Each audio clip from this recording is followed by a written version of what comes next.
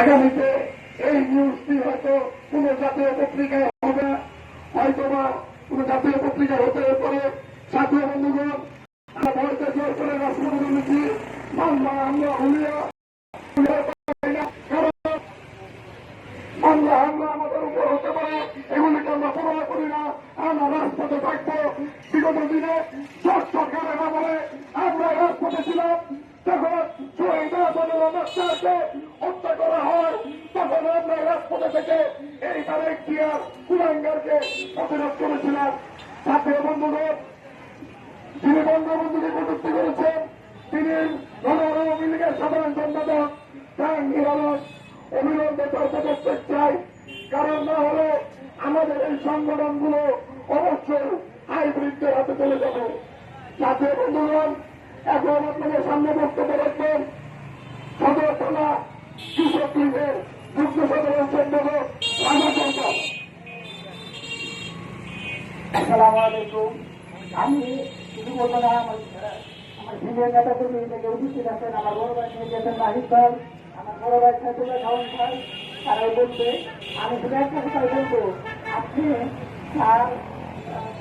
যার আমি বলতে চান, আপনি যার কোনো কাছে আছেন তার মানে কিভাবে আপনি উল্টা বলা কথা বলেন?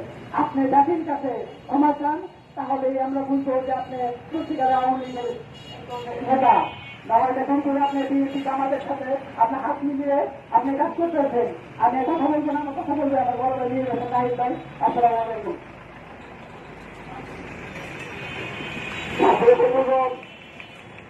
এখন আপনাদের সামনে বক্তব্য রাখবেন গাজীপুর মডেল কলেজের শিক্ষক, কাজিয়াজীবুদ্দিন কলেজ ছাত্রলীগের ছাত্র নেতা আমার ইস্তাহাবাদের ছোট ভাই সাইফুল।